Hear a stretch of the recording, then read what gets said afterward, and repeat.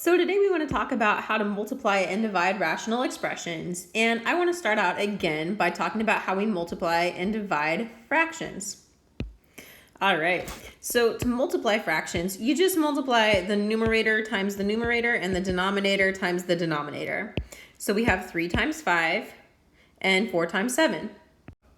So the product is 15 over 28. Dividing fractions is similar. You're going to multiply by the reciprocal of the second fraction.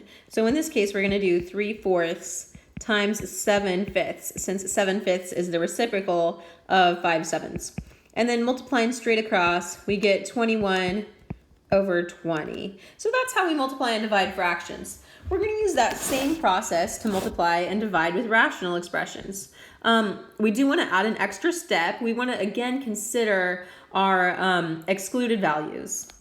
And we're going to do that by first factoring out our denominator of both of the expressions we're multiplying together. So these are the denominators of our expressions. They're not allowed to equal 0. Those values where they do equal 0 are going to be excluded from our domain. So let's factor them out and figure out where that would be.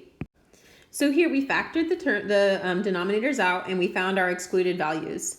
Now let's look at step 1. For this one, we want to rewrite our expression with the numerators and the denominators factored. So now I'm going to factor the numerators too. So for this first step, I just pulled out a common factor of 2 from the numerator on my right. And then I went ahead and fully factored that numerator. So now my denominators and my numerators are factored in both of my fractions. So then I'm ready to just multiply across. So I multiplied my numerator by my numerator and my denominator by my denominator. And now I'm ready to simplify.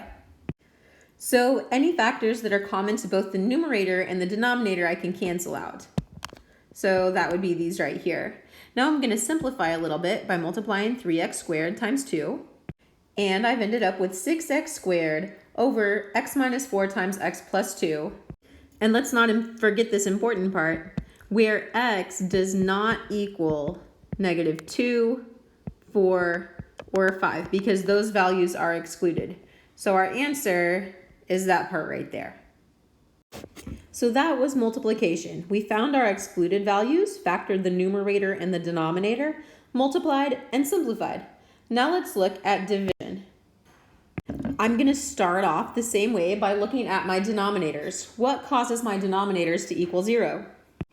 So x squared is going to equal 0 when x equals 0. And this other one I'm going to factor to get x minus 1 times x plus 2 equals 0. So then I can see that 1 and -2 are also going to be excluded. So I have 3 excluded values here. Those are not allowed. So now let's rewrite the expression so that the numerators and the denominators are both factored. There we go. Now the numerators and the denominators are both factored. Since this is division, we want to multiply by the reciprocal of the second fraction, which means we're going to be interchanging the numerator and the denominator. Great, so now it's a multiplication problem. And guess what? We have new excluded values because now this denominator can't equal 0. So that means x plus 2 can't equal 0 and x plus 7 also can't equal 0. In other words, 2 more excluded values. X can't equal -2. Well, I guess we already had that one. And x can't equal -7. All right, so we're adding to our list of those.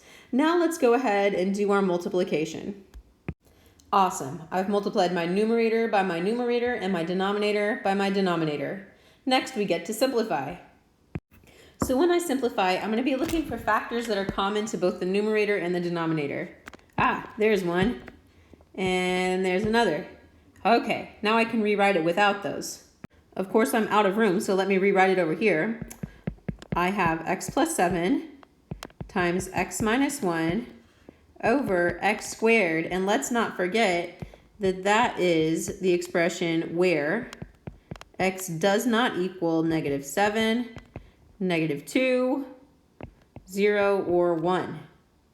So our division process was basically the same as multiplication, except for that we had to add an additional step of multiplying by the reciprocal. And then, of course, we had to check the denominator of that reciprocal to see where it equaled 0. All right, so here's 2 examples for you to try. Go ahead and pause the video and see what you get. So here's your excluded value and your factored form for the first one. So good so far? Now I've canceled out my common factors, and that gives me my simplified expression and the excluded values for my final answer. All right, try the next one. Did you get it? How did you do? If you made a little error right in one place, just try and figure out where it is, and then remember the process for the next time. So when we're dividing rational expressions, we're always going to look for those excluded values, rewrite it with the numerators and denominators factored, multiply by the reciprocal, find the new excluded values that are in that new denominator, then multiply those numerators and denominators and simplify.